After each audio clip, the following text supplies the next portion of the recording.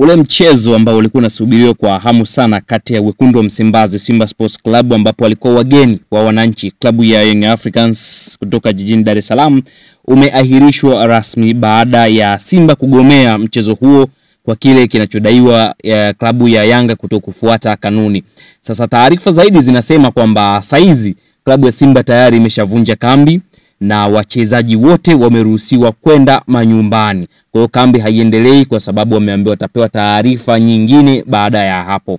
Hiki kinaonyesha kwamba msimamo wa klabu uko pale pale ambapo walitoa taarifa ya kuahirishwa kwa mchezo baada ya jana usiku kugomewa kufanya mazoezi kunako uwanja wa Benjamin William Mkapa ambapo kikanuni timu mgeni ambayo ni Simba alikuwa anaruhusiwa kufanya mazoezi katika uwanja huo ambapo alitakiwa fanya mazoezi ya mwisho siku moja kabla, lakini waligomewa na makomando pamoja na mapolisi ambao walifika uwanjani na kuzuia basi la Simba lisiingie. Video mbalimbali zilionyesha tukio hili na lilionyesha jinsi ambavyo wachezaji wa Simba walizuiwa na wale ambao walikuwa wamefunga basi ilibidi wafuturu kwenye gari, kitendo ambacho kikawaida tunaweza kusema si cha kiungwana. Nchi moja, sisi wote ni wa Tanzania, lakini klabu kutoka nchi moja yani Tanzania, lakini wachezaji wengine wanafuturu kwenye basi. Sasa klabu ya Simba ilitoa taarifa ambayo ilikuwa inasema Simba Sports Club imesikitishwa na vitendo visivyo vya kiungwana dhidi ya timu yetu kuelekea mchezo wa ligi kuu NBC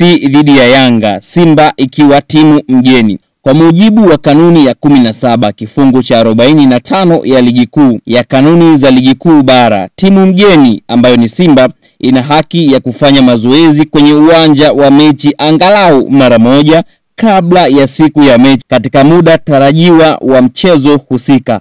Kwa makusudi, Simba imenyimwa haki hiyo licha ya kufika uwanjani katika muda husika. Katika sintofahamu hiyo, Simba iliarifiwa na meneja wa uwanja kuwa hana maelekezo ya kuruhusu mazoezi kufanyika bila maelekezo ya kamishna wa mchezo.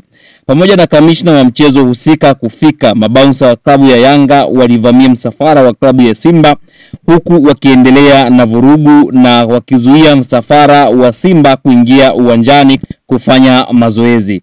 Jitihada za Simba kupata ufafanuzi wa changamoto hiyo hazikuzaa matunda kwa zaidi ya masaa mawili kabla Simba kuondoka eneo la nje ya uwanja kwa sababu za kiusalama ambazo zimerekodiwa kwa ajili ya ushahidi. Kufuatia ukiukwaji huo wa taratibu za mchezo, Simba haitoshiriki mchezo husika na haki zote zimehifadhiwa. Simba inahimiza kuchukuliwa kwa hatua stahiki dhidi ya wahusika wote wa sakata hili. Imetolewa na management ya klabu ya Simba. Hii ndio taarifa kutoka katika ukurasa rasmi wa klabu ya Simba. Lakini pia baada ya taarifa hii, mtendaji mkuu wa zamani wa klabu hiyo ambaye hivi sasa ni mjumbe bwana Crescentius Magori, naye kupitia ukurasa wake wa Instagram pia aliandika, sio mechi ya kesho tu, hatuchezi ligi mpaka hawa wapuuzi wenye huu puuzi wadhibitiwe.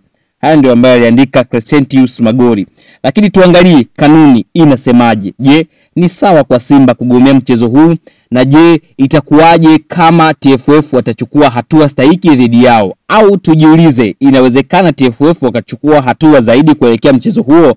Lakini tuangalie kanuni ya 45 ambayo inasema timu ngeni itafanya mazoezi kwenye uwanja wa mechi angalau mara moja kabla ya siku ya mechi katika muda tarajiwa wa mchezo husika. Sababu zozote za kukwamisha timu mgeni kukidhi ipasavyo au kupata haki hii zitathibitishwa kwanza na kamishna wa mchezo.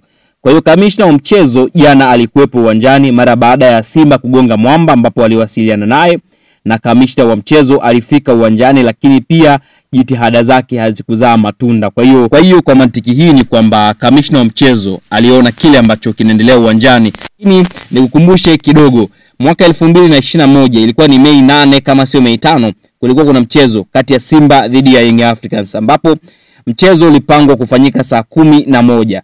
Baada ya hapo siku moja kabla shirikisho katoa taarifa kwamba mchezo umesogezwa mbele mpaka saa 1 ambapo Yanga waligomea mchezo huo, na ilipofika saa 11 waliingiza timu uwanjani kama kawaida, wakawasubiri wageni wao ambao ni Simba kwa muda wa dakika 15 mpaka 30. Baada ya hapo walipoona Simba hajatokea, ilibidi wapande gari na waondoke zao, lakini Simba alikuja kufika baadaye, ambapo baadaye TFF ilitumia busara na kuupangia mchezo huu siku nyingine.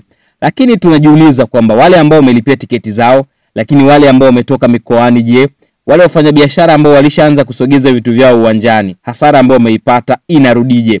Kumbuka katika mchezo huu wa kwanza wa mwaka 2021 ambao uliahirishwa, ilipigwa bla bla tu, na watu ambao walirudishiwa tiketi zao ni watu wachache sana, ambao waliambiwa watatumia tiketi hizo hizo katika mchezo unaofuata ambao ulipangiwa tarehe nyingine.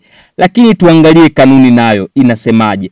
Baada ya yote haya, kipi ambacho kitafuata? Je, ligi hii ambayo inasemekana ni ligi namba 4 kwa ubora barani Afrika na mambo yake haya ya Kiafrika itakuwaje endapo taarifa hizi zitasambaa kuelekea sehemu mbalimbali, FIFA pamoja na CAF? Je, ligi hii itaendelea kupata thamani na ubora ule ambao ulikuwa nao mwanzo, au kuna mengine ambayo yataendelea? Tukae pale tusubiri kuona tamko kutoka shirikisho watasemaje. Je, Yanga watatozwa faini au Simba wataambiwa kutokana na taratibu au kutokana na kukiuka taratibu kuna mambo mengine ambayo yatafuata? Si wacha tusubiri kuona kile ambacho kitaendelea mara baada ya mchezo huu kugomewa na timu mgeni ambayo ni Simba Sports Club.